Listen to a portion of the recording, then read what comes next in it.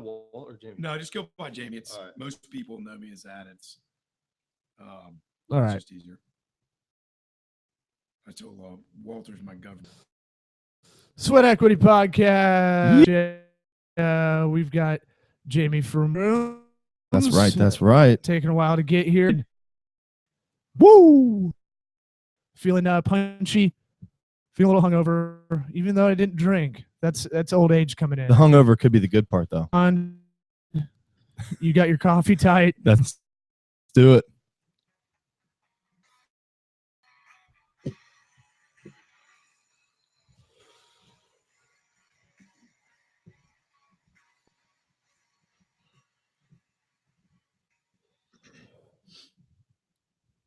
Sweat Equity Podcast. If you can do us a favor, go on iTunes, pause this podcast right now, pause for like 30 seconds, go on iTunes, subscribe, star review, and then if you're go tell a friend. We don't have many sponsors this podcast. We do have one though. Yeah. By the way, hey, hello, Caleb. Hey, I didn't. Yeah.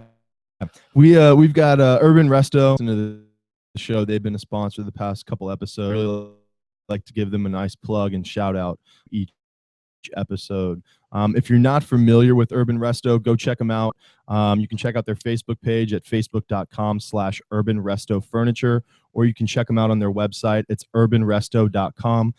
They just do a lot of good work in the realm of kind of the industrial chic, farm industrial, handmade furniture. So, I know a lot of you out there, maybe some big fans of Fixer Upper and the Joe and Chip Gaines revolution going on. Kind of think that meets a little more industrial. They can do all sorts of stuff. If you want something for your office, for your home, dining room table, farm table, cats. So if you're watching this on YouTube, we're streaming it live out as well. Come hang out with us if you want fun in its glory. It's not the table that he's working. He doesn't do molded plastic. He does white plastic table you eat crawfish on. Okay. Because that's what we're working with for Okay. the last 7 months. I've been saying contractor's house is the worst on the block for too long, kind of deal. Yeah, but it's true though. It works. Yeah, well, it's one of those things where it's like, can I work on client work or our marketing, or am I going to really work on our interior decor? At the end of the day, what we do at Toco Works for short. It's all in the ether, man. It's mostly digital. So a lot of people don't even need to come in here. If you do have a question you want to on the air, on this podcast, any questions, you can email me to TocoWorks, LAW at WORKS.com. You can hit up Caleb, CALEB, spells it correctly, not with a K. Don't I've seen that. I don't get Uh-uh. that, man. You're not Greek. CALEB, COWORKS. Or I'm going to even throw out my phone number. Let's hear it. Text me a question. Let's hear it. Get your pins up. 433-04. Text me a question. If I'm not going to repeat the back button 15 seconds, if you really feel like it, but by then you're this podcast. That's and right. Told someone about it, And you've given it 5. You probably have a question about Law's man bun. Send those in. Before we got on, before we heated up the mic, Caleb's wedding. Oh, And this man. kind of dubs into our guest, Jamie. Here Glad to be here. of There he is. Waterloo Water, and a lot of outdoor, basically Waterloo Washrooms, the elevator pitch. So you feel like Waterloo Washrooms, basically, it's mobile restroom. You're kind of taking a market that doesn't really exist, customer service aspect of it. You've got, which is basically not because those guys, it makes you feel weird. Yeah. It makes you feel guilty that you're like, oh man, when you walk in a bathroom and there's a bathroom attendant. Oh, yeah. You're like, shit, I don't have any cash. Yeah. But you shouldn't have to go to the ATM before you go to the bathroom. he's gonna give me Right. soap. Like Yeah. I can't even get and my now own and soap to later get around him. Jolly Ranchers. Right. And then he's like gonna chalk it up. And then I have this weird thing where it's like, well, I don't carry paper. I don't even have any coins, so this is bad. Waterloo is about changing the game a little bit in that market. They're porta potties for what is needed there, one-off kind of stuff, but outdoor weddings, office reconstruction, festivals, tailgates, reconstruction, film and TV crews. What did I miss? I'm No, I think you pretty much covered everything. I mean, it's for the most part has been underserved. Yeah. Particularly in where we are here in Tampa. But there's been a huge boom in outdoor festivals. I mean, every weekend I feel like there's some sort of festival that's popping up. Yeah. And I think people, especially if there's predominantly at those types of events, spending $100 to $200 on a pass to be at an event like that, it's kind of expected that something like this is there, and we're just trying to fill a need. The market was underserved. There wasn't anybody based in, and that's kind of how we got started. Yeah. We were talking right before we got on. Caleb's got a wedding coming up. I mean, when you really think about coordinating, it's not a muscle guy. No. But no, I'm not the best event coordinator. Well, I mean, it's one of those things where just simplify it a lot of ways. If you really want to do an outdoor wedding, a lot of venues don't have it to handle bathrooms or like an area before you go out, like for all the bridesmaids. Yeah, huddled in 10 people in one room, and then like 5 of them would go have cigarettes outside before they're getting ready. Yeah, kind of. Yeah, it's interesting because even some of the places where we do outdoor weddings, some of the wedding venues, they may only have site. Yeah. And they're forced to come out and rent something if the wedding is over people. So there are quite a few places very regularly that actually work because there aren't enough facilities. In the rustic way, and there's like a lot of older buildings, the pipes that's handle how big we've gotten, man. That's kind of where we are, because we're in this really awesome theater. I'll give them a little shout out right now. It's here in Tampa. It's called the Rialto Theater. And what this couple did, and it's not a theater, like we're not going to be on stage and people are in seats and there's like an usher with a flashlight. It's not that type of a theater. But it's basically a shell of a building that used to be theater here in Tampa, and a couple bought it, and they do a lot of cool events. They have like it goes on there. What's that? It is something that was started, your farmer's market, but you take away kind of like the Target moms that are at the foot in like kind of the hands of the hipsters of crafted goods locally, and it's just a really neat and they have that there, and it's cool to see the space being many different ways, and it's kind of cool to think that that has so much history that in Tampa for so long.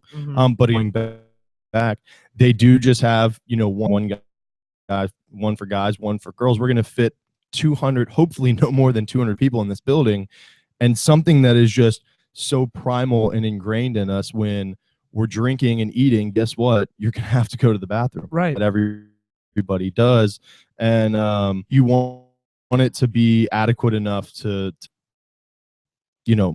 meet everybody, not just in a way that's okay, it gets the job done. It's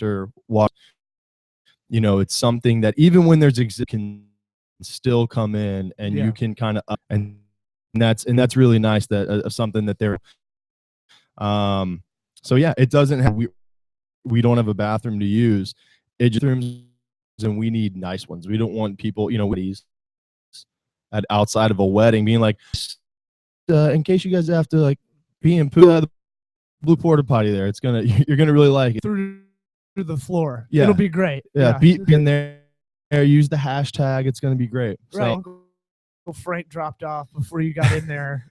He's and then got Taco Bus and decided to just go crazy in there. Yeah. It's one of those things where it's not.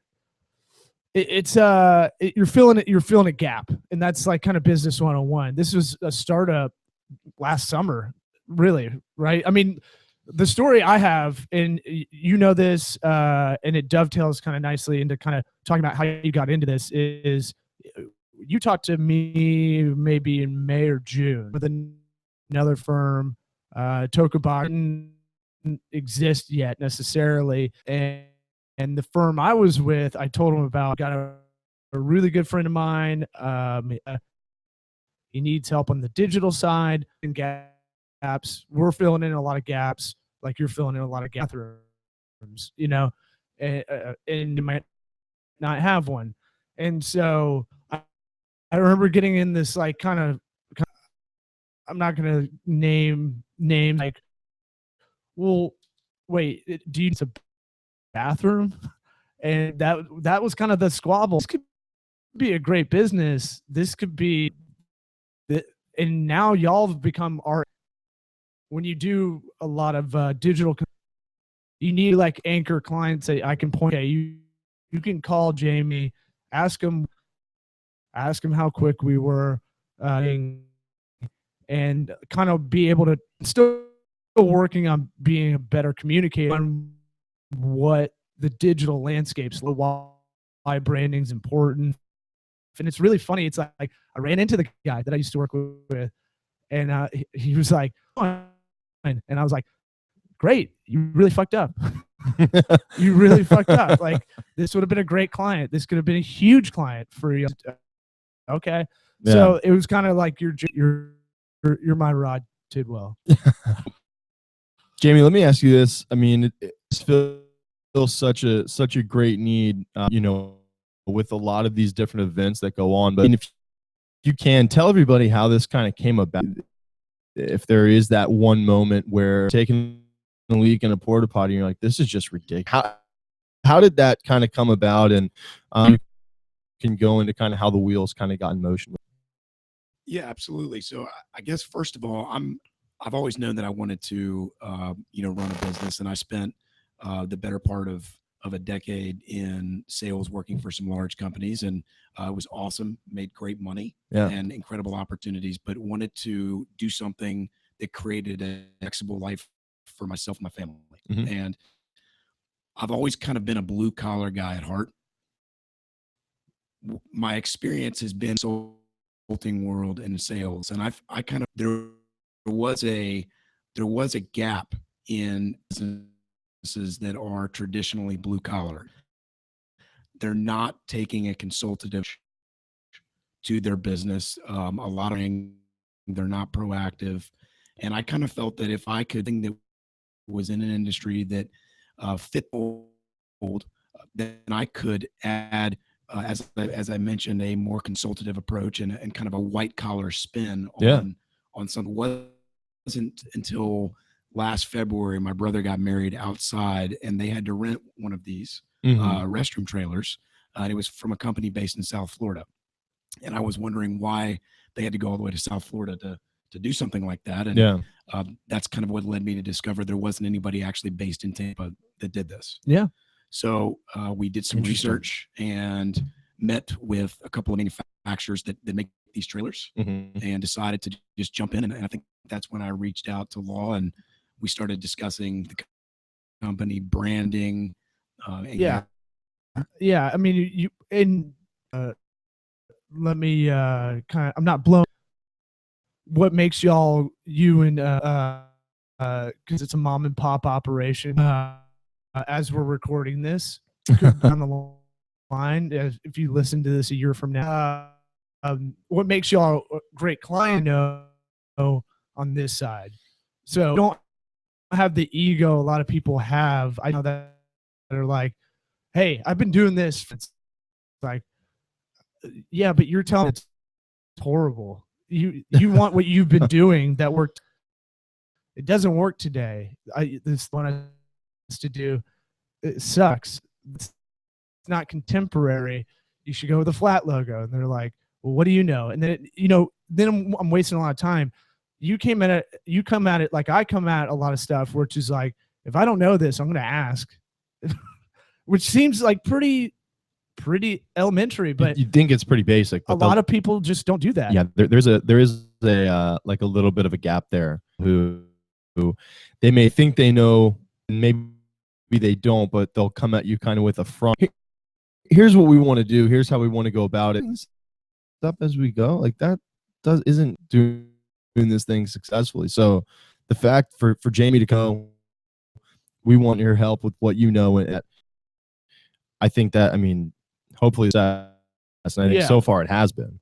Yeah, I mean, what I do is pick up the phone, ask somebody if I can just discuss my product or something.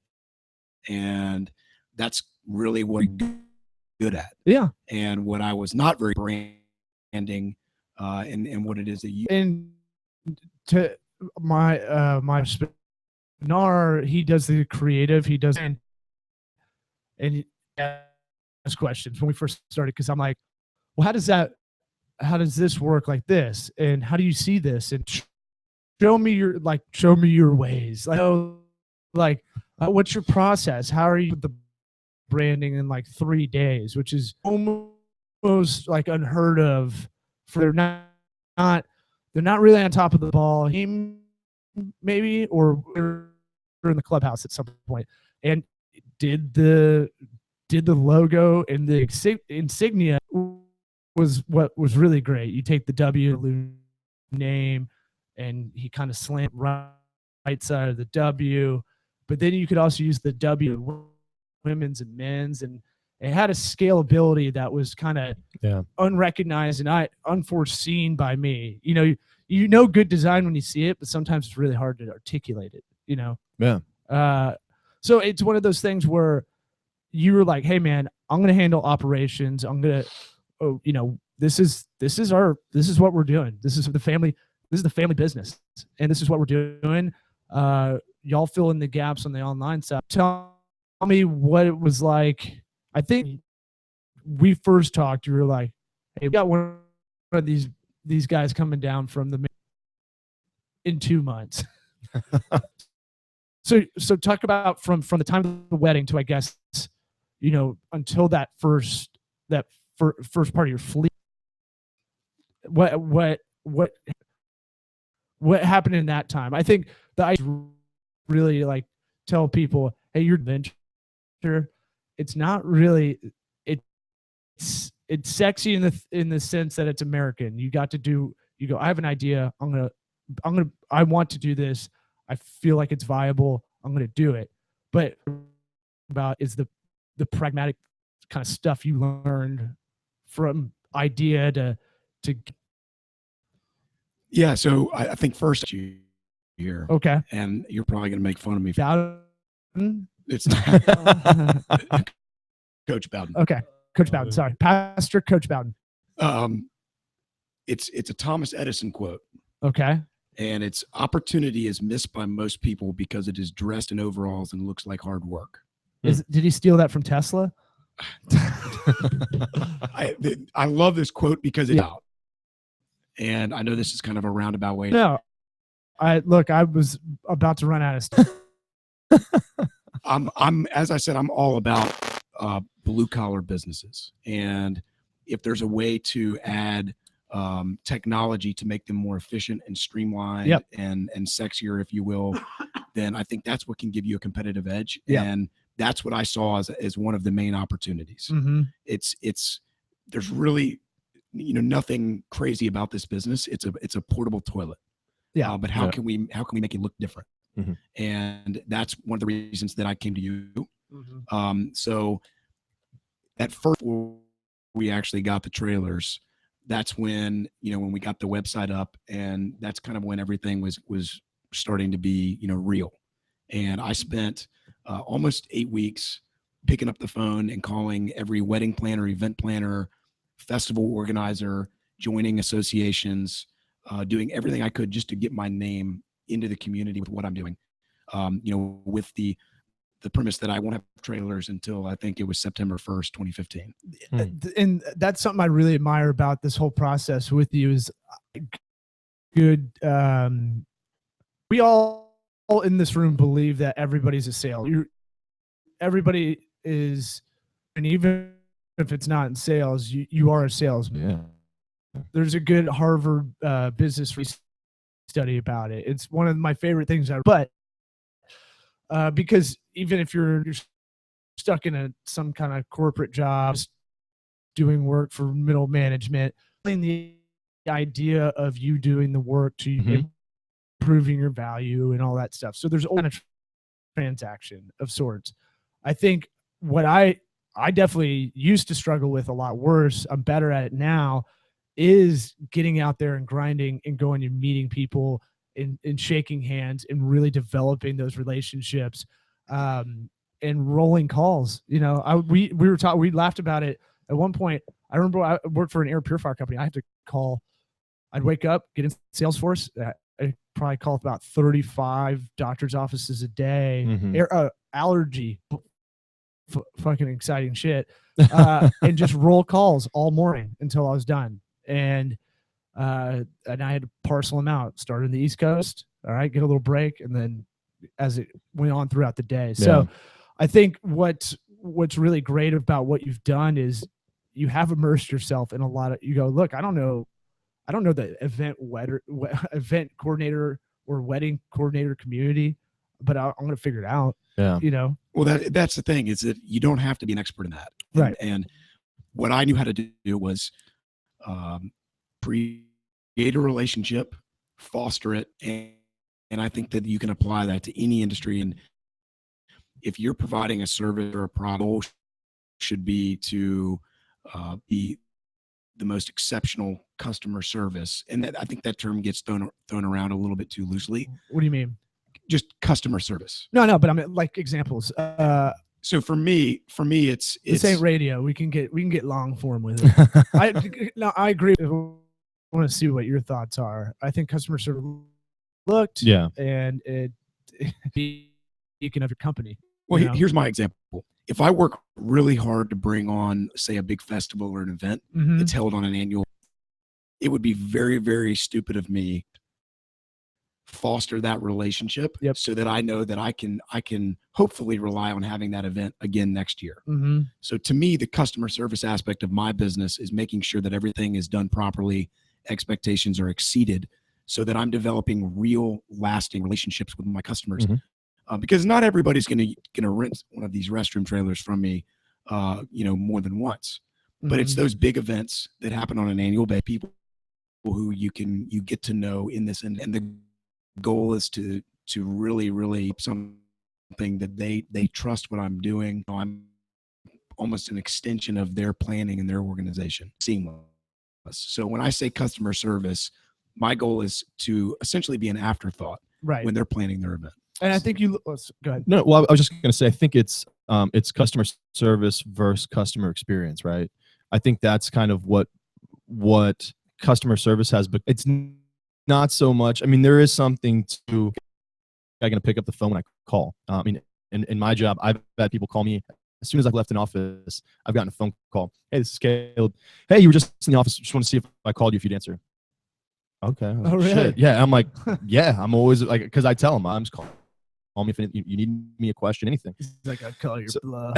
Yeah, he's like, let's call this guy right now. Yeah. So I think, but the part of customer experience is two-sided for you guys, because these clients and customers, but they have their client, the festival goers who are out there getting it, and what their experience is like if that company uses you, what the festivals, people running the festivals experience.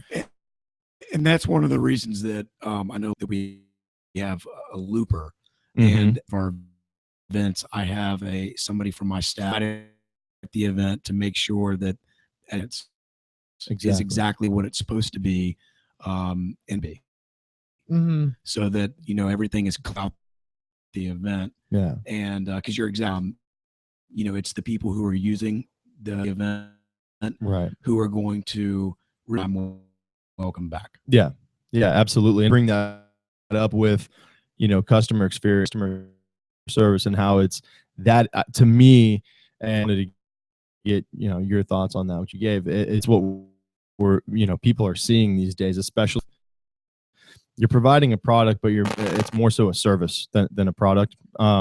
So just that experience versus that service is actually probably a little bit greater. Well, and I think we're seeing a resurgence of, I think you're going to see in the service industries, you're going to see kind of a resurgence of the people who do the business well in the service industry are going to be the people that focus on this. And it doesn't take a lot, it takes effort for sure. I went and Winn-Dixie before I came over here. I was trying to get beer, and you could all I could think about, they wouldn't let me before 11 a.m. on a Sunday. What the fuck? Yeah. But I could think about was like, why is Winn-Dixie is this so shitty? Well, the thing, I mean, it's almost like I don't know. Well, I mean, we have where we are in the part of the country, Publix and Did Publix. that Dave Matthews Band, because of Winn-Dixie movie, did it fuck it up? No, man. It's a deep pull. I don't know. I don't know what it is, but it's kind of, Dixie just seems to be subpar, like, and like food like their meats don't really seem to be that good. A lot of the stuff they have to be subpar, and there's a brand, there's a place for them to play, where but you would think you would like that. Yeah. Think, man, we're a little bit lesser of a store compared to our competitors. The least we can do is sell some beer, do something a little bit different. Well, their model is product based, so maybe this isn't the best one for one example, but yeah, I just look at it. I was like, why are people at Trader Joe's so much more pumped? Take Winn-Dixie out of it. Why are the people at Trader Joe's so much better than the people? Why do Whole Foods people? I've gotten some entitlement argument. Because there's a beanie when it's 90 degrees in Florida, and I'm trying almonds, and it's some real fruit. Just and stuff. Want some skinless almonds. Yeah, guys. I just want some ginger beer and I want to get out of there. But it's one of those things where, like at Trader Joe's, they are so much more fired up to be there. They know it's not the best job in the world, but how do you kind of service over the top kind of does push it. I know those are premium on what you pay for their products, but still, how does Publix, a lesser one, how do they get people fired? Well, for my business, I have that essentially travel around trailers off around the state in the Southeast. Yeah. A lot of times they're subcontractors through companies or, consulting companies, and there's there. Oh, we did our market research and we were like, country is really doing this well. Yeah. Fucking crazy. Mm-hmm. I think the key for any business, even if it is a national business, your locations where you have offices need to be involved in the community in some way. Yep. 100%. And if you're doing business somewhere, there needs to be some sort of give back to that community. And it doesn't have to be huge, but you need to be involved, even if you're not headquartered there. And I think that's one of the things that makes us a little bit different is our commitment to doing that. I want the community to know who, even if we're doing business in Orlando, quarters, I want them to know who Waterloo is. Don't, then I'm not doing my honest. It means that we're not. One thing I failed to mention at the time is that Waterloo does give 10% back into the community that they're in. That's no small feat. Yeah. And while we're kind of cut from the same cloth and the same, we donate our services for a few charities. For NEFCure, there's one big pig jig event, and y'all were part of that too. Y'all donated your services for that. We donate time for Aquila Institute for Women. It's one of those things. We're also sponsoring Fuck Up Nights, which is an event at the Rialto Theater where entrepreneurs get up and talk about how they fucked up. And it's one of those things where we don't have to do any of that stuff. We don't have to do any of it. Oh yeah, yeah. But it, almost in a selfish way for us, we know it's going to be a positive thing, and I'm kind of in that belief that you do a lot of charity. I think it's called psychological egoism, where you're doing it just to feel better. You're like, Look at me. Yeah. I went to Habitat for Humanity today. Look at pretty good human. Like, look at this guy. You know, like, and business wise, I think it doesn't matter at the on the other side of the coin. You're still getting the charity part of it. Yeah. And so, or whatever is in need. So I think having that, I think CSR's corporate facility has kind of been a fucked out term, like branding or marketing. Yeah. It's can mean so many things, but I all have that embedded in your business. So if we didn't have the pig jig or fuck up nights, we would probably find another charity and go. Yeah. And I think when we started, about when y'all started up, you go, we want to do this in our community because it's the community that gives back to us. Yeah, absolutely. And I think, you know, if we want the community, as I think the way that you just phrased it, we want to give back to the community that is helping our business grow. Yeah. And, you know, obviously right now that's predominantly the greater Tampa Bay area. But, you know, as I mentioned, you know, if we do and when we do start to get into other, you know, geographic, that's still going to be a huge focal point. It's not going to change just because we're driving, you know, 70 miles down I-4 to Orlando. Right. And part of franchise companies that, and I tell them, don't on my mileage. And this is the douchebag marketing side of it. When it's like mileage, let's say you're a big franchise, you got your, yeah, it's working now. It's one of those things where, like, if you're Chipotle, I think you can brand charity or something like that. I don't know. I'm trying to think whoever they donate to. I think you get a lot more out of it. Really go tell every general owner, hey, you're in the Poughkeepsie market. Find something truly for the community. You know, 5 miles of this location. That I think you get more out of that, and I think. Well, and I think that, you know, when you go into a new market through expansion, you know, you're going to be doing everything and anything you can to grow business there. And one of the easiest ways to do that, obviously, is networking with people. And I remember in one of my previous employers, my boss used to tell me, ask your clients what they're involved in. Yeah. Just ask them. And that's a great way to get to know them, get to know where their interests are. And, you know, there could be an overlap there. Yeah. And I think that that's something that we will and have done in order to learning where we can make an impact aspect. And I think that will resonate, you know, it'll make it easier for us to the new communities where I maybe don't have as many contacts. Yeah. And if you're switching gears a little bit, if you were going to anybody that wanted to start business, let's say maybe they're a year or two they're doing, they hate what they're doing. Let's say they're 24, they work in an office job, they don't like what they're doing. What advice would you kind of give? Well, first of all, 22, you think you know everything. When you're 30, you realize you don't know anything. There you go. And at the very least, you know what you're good at, and you probably need to outsource if you're going to be doing.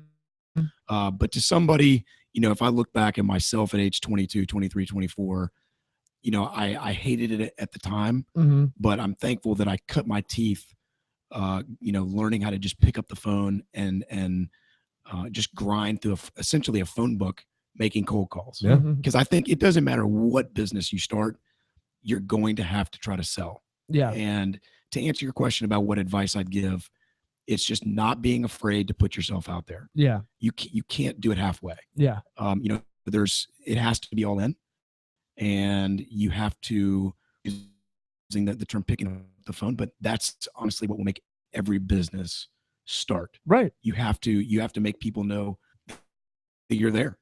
Yeah. Go ahead. Well, I kind of circle back to something. Quick question. You know, you said you didn't like your first trailers with the washroom you could put out there and finally provide service with until September 1st of 2015. When did you start making your calls to companies just to kind of get, hey, I don't have a washroom right now, but we will? Well, I think we launched the one, I believe July 1st. Yeah. Okay. So much stuff has happened. There was a lot of administrative things that happened. Yeah. We felt, getting all of our works up and running so that I can make sure I'm documenting the banking and all of that. But, I pretended that I had trailers. I didn't tell people that I didn't have trailers. And I think, and that's something I wanted to kind of circle back around because it pertains to exactly what you're bringing up now, is that for 2 months you didn't have a product, but you were selling that product and service, the asset for the service. Okay, so it's one of those things where, in a world we live in now where it is so easy and there are so many excuses not to do something, you found or you just had that drive to happen. And if they need a washroom now, and that's a great sign. But come September 1st, man, give us a ring. Well, I think it's invaluable, man. You bring up a good point, and actually it happened first 8 weeks. That's an amazing problem. Some events that were happening around that, some weddings or private parties. I had quite a bit of interest, and there was needs during that time period. Yeah. I'm so sorry, I don't have a trailer. Like, the funny thing about that is, what I did, I spun it. Exactly. And I doing sales. Let me find you a trailer. Yeah.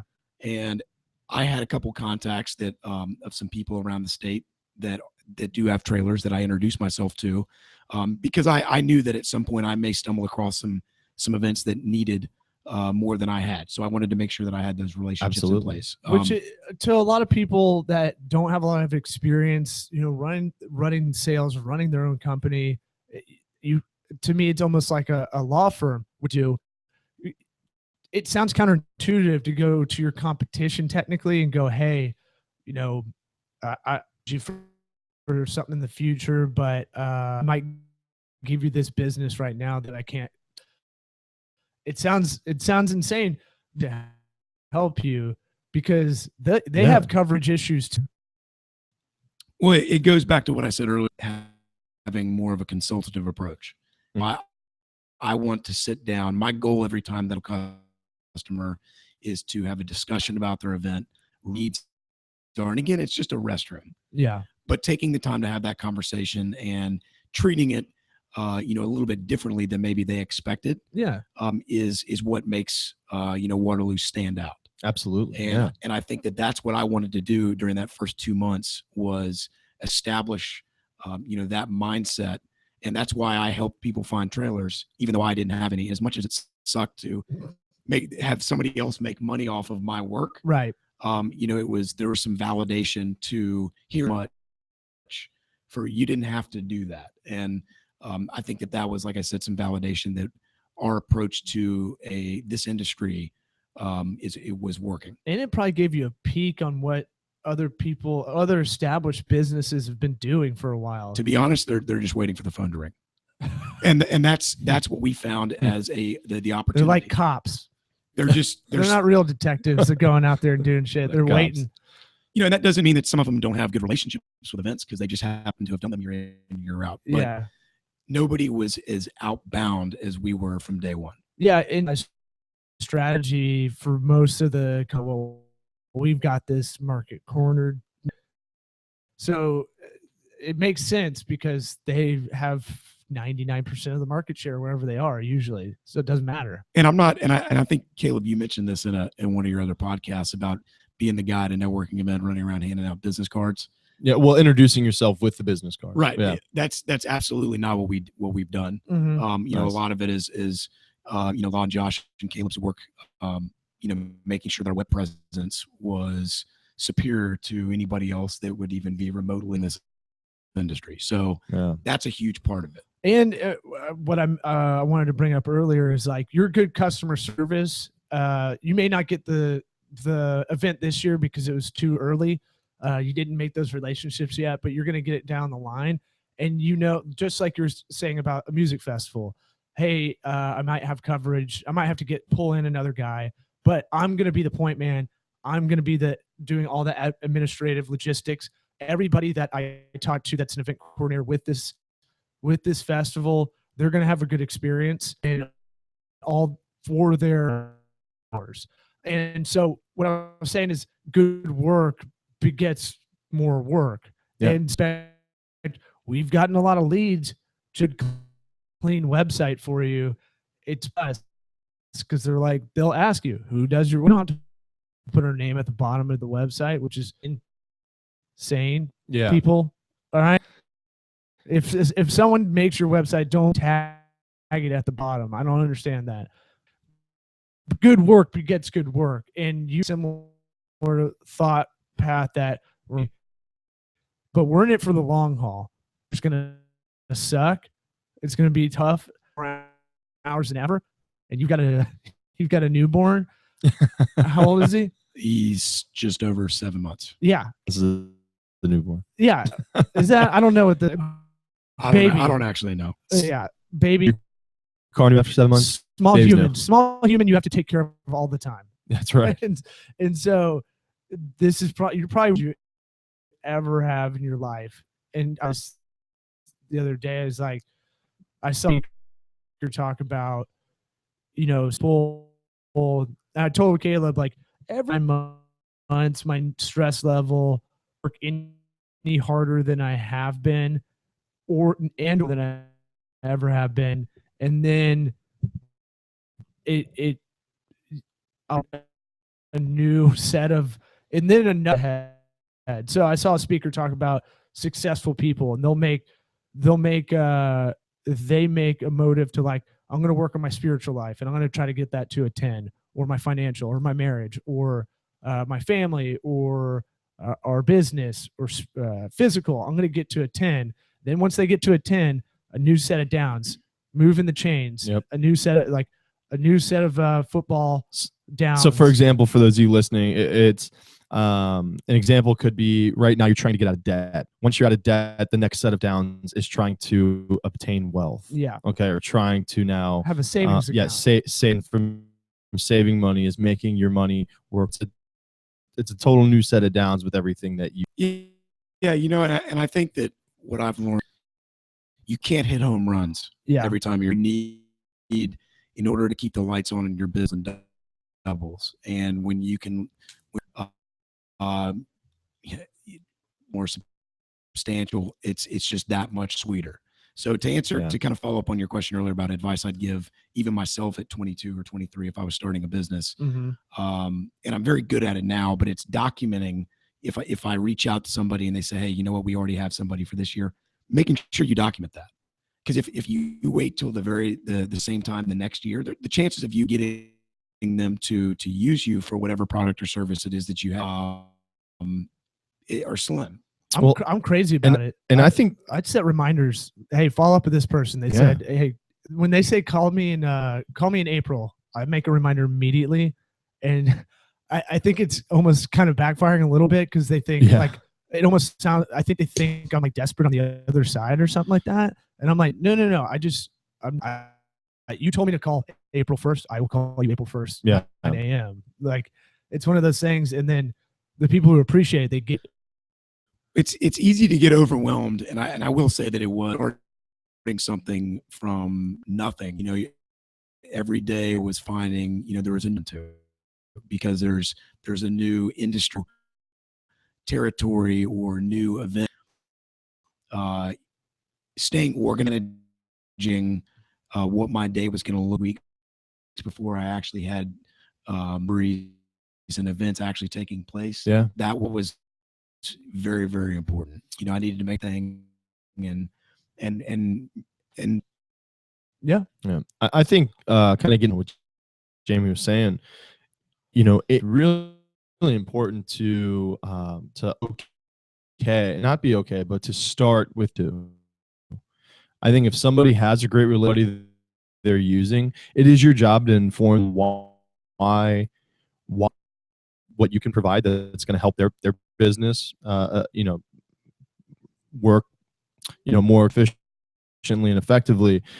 But if they say, no, we've got somebody, we're happy with them, I'm not a big believer in the hard sale. I find that people who are more aggressive with their sales, you're going to tend to leave a bad taste in people's mouths, and they're just not going to, they don't want to be around you necessarily. But telling somebody, hey man, that's fine. You've got a company you use. Well, think of us down the road. I'd love to be your number 2 option, and that kind of gives them reason to still give you a shout, and for you to still follow up with them instead of, okay, sounds good. It's like, hey, follow up with us in April. It's like, I'll follow up with you in April, but let me be your. Bring up a good point, and there's a slipper in your when you're starting out a business that you can follow. It applies to anything, but it's if you die by the sword, and in a situation like a business where you're just desperate for revenue and opportunity, it'd be very easy to, and like I said, live by the sword, die by the sword. If you're not providing any value, you're just coming across as desperate to, and it could be a hard sell. Yep. The way that you got in is most likely the way that you're going to lose that business on the back end. Yeah. And I think it's very important, like you said, it's okay to be somebody's number 2, and learn how That's to. all Caleb. Yeah. For audio, no. If anyone's listening, it doesn't matter who we looked at. For anyone watching, and as long as that's the thing, as long as it just gets said and we're having a conversation, that's what mainly matters. So. Well, if you look at a lot of professional athletes and their acts, and they know where they stack up against in maybe their position, and they contract, they know what they need to do to be the number 1. It's like, okay, well, I'm all right now. Well, yeah, and I think we have this thing in our minds. It's the state of or whatever. I don't know the underlying purpose, but you're always I want to be number 1. I need to. Winning in business is a long term thing. It's golf. Yeah, not something that you need to relish in these small victories. You have to hit. Last time I checked, doubles games, so do singles. You know what I mean? It's not something. Every game doesn't have to end on a walk-off home run. Okay, every game's not one home run. I'll take Ichiro. Yeah, I mean, it's all day. It's just one of those things that you have to come to grips with, and you have to understand that while you may have a conversation that you didn't walk out of there with a sale, you may have walked out of there with a sale down the road. Okay, and we don't future, but you've got to believe that, right? You've got to believe position to succeed. Maybe not today, work out of that sale, but who knows what's going to happen in 1 year. Hopefully, you're going to be at that festival. Contracted with that wedding right now. So I think everything you do, it's tough because a lot of people, oh man, well, we had a crappy month. Next month, you don't know what your P&L is going to look like quarter. So it's just one of those things to keep at it and understand. You have to have those small victories to move. I think, y'all know this as running businesses yourself. It can be a very lonely type of situation because you're not you really start talking to volleyballs with faces painted on. You're what you put in is what that's all you're gonna do. And we would meet every Wednesday. Either, but it kind of worked out both busy, but it was cathartic to go. What do you think about this? And idea is to get water next level kind of thing. And we noticed something when you're talking to people. The website was supposed to be our sales advice, right? But so many people are old school that they want something tangible in their hand because they don't just a website. You're just a new guy in their face. So it's like, we got to get a folder. We got to get some elements to give to them, like a hooked up with you, left something behind on purpose. Be like, hey, my sweater's there. Dirt. Never happened to me. Well, I think traditional marketing is traditional called science because it's been around. It's proved the test of time. And I don't think there's anything wrong with being a new reverting back to paper. But that do really, really well with their advertising of just having a sandwich board outside their storefront. You know what I mean? And a little more that they do, but to a lot of people, I mean, those calls that you're making, whatever you're ready to provide. Well, the marketing part of that is like you're gonna do 15 different things. Yeah. 5 of them are gonna be more digital, setup, I think. And so I think that's a good of the business coming in was mostly from Jamie getting out there and shaking hands. Yeah. Now we can't really track is it when they go on the site that everything's clean. So it has to give that overall feel, and everything has to be, that's out there. I can be organization in the city, but if somebody comes to my website and they can't figure it out, looks like crap, then really trust that I can provide a service that I've been telling. So and that's the big thing, and that's what I knew I needed help in from the beginning, was making sure that in an industry that's just toilets, my website created this image of something that was just different. Mm-hmm. And I think that's one of the reasons. I'll encourage anybody, if you Google, portable restroom trailers, you'll find some websites. Some of them look good, but you'll see what I mean. Not many. Yeah. Not many. We looked at a lot.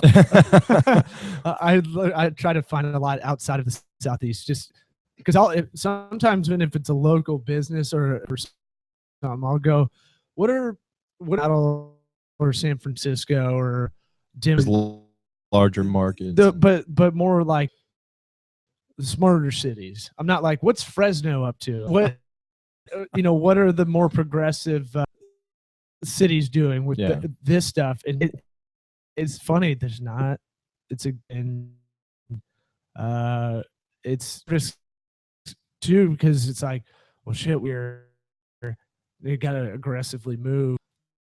We'll probably end this episode back, who knows, a couple before. Well, one of the things I wanted to ask Jamie to kind of wrap things up, if there is a potential client out there listening, or customer of a client, someone who maybe is going to a wedding, you want them to know about Waterloo Washrooms, whether they're thinking about using you guys as a service, or if it's somebody who's actually physically taking a whiz in your restrooms. What is something you'd like people to know about Waterloo? What about the guy I caught was like, he didn't know I knew anything about Waterloo when we had the Pig Jig Festival. It was like country concert. It comes in, he was like, man, these things fucking awesome. Like, this is so goddamn cool. Like, it was so funny. I was like laughing my ass off, taking a piss. But yeah, what would you tell potential someone? Well, I guess first of all, I spent a lot of time researching what manufacturer of these trailers to use, and that was a huge, the initial startup time. And I found what is the industry leader, and they're actually a startup themselves. It was a guy who worked for a big company that makes various types of trailers for multiple industries. He saw a need to create something fresher and more contemporary. What he's done.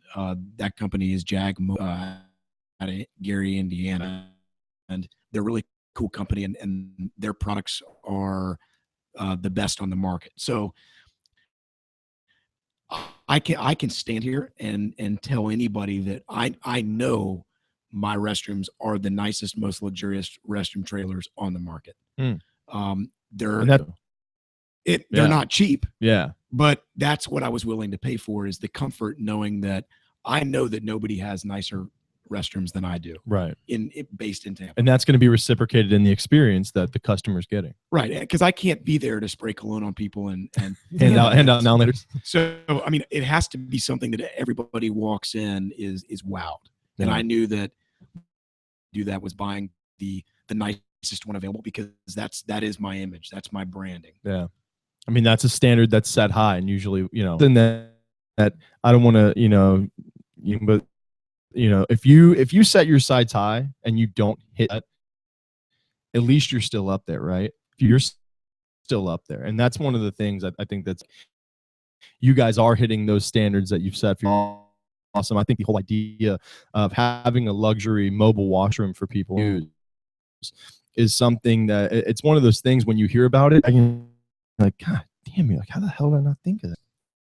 What we could have done is ghost trailers. Mm-hmm. Yeah. And we obviously much cheaper to start out. Right. In a constant battle over and trying to, prove to people they clearly weren't. Yeah. And the image and branding that we did, at least it wouldn't have matched what we've created from the branding side. Yeah. And I thought that was extremely important to make sure that was the same across the board. The customer experience needs to be kind of similar throughout. It can't be like, well, I saw a different one. This one was good. The one you gave me, I got a lemon. It's not like flying American Airlines. You get a plane from like the 70s. Where are the new planes at? It's all the same across the board. There needed to be consistency. Yeah. And there's, I know that there are quite a few companies out there that, when they go inside, they have a picture of their quote unquote fleet. A lot of the pictures may not even be. Yeah. Oh yeah. And that's absolutely not the case with us. I think that's a pretty good place to leave it at. So, and I know we've loved having you on. We'll have to have. But where can people find you guys with Washrooms? It's www.washrooms.com. WAOO Washrooms. Facebook as well, and we are in a kind of a scaling and growth phase, so we will be doing some new with some other some stuff we can't mention, but that's why I was saying 6 months from that's now, why we'll have you back and kind of go back and see now what has transpired. Yeah. Okay. Yeah. We want to Urban Resto sponsor Jordan Long with Urban Resto. It's urbanresto.com, book.com/urbanresto. Give them a look if you guys are looking for some good farm table for the dining room office, or you've got an actual office on space that needs tables, that needs cabinets, woodwork. Make sure you check them out. Show them some love. Show iTunes, subscribe, tell a friend, 5-star. And that pretty much wraps it up. Man, if you made it this far, reach out to a friend that you've talked to that's like startup, doesn't know how. I'm saying just go, hey, check this. Yeah. And then follow up 3 days later, because it's all about what I got out of this episode about that. But follow up with them a couple of days, listen to that, and see. And if they didn't, you just give them a flare chop to the chest and woo, boom. Nice, dude. All done.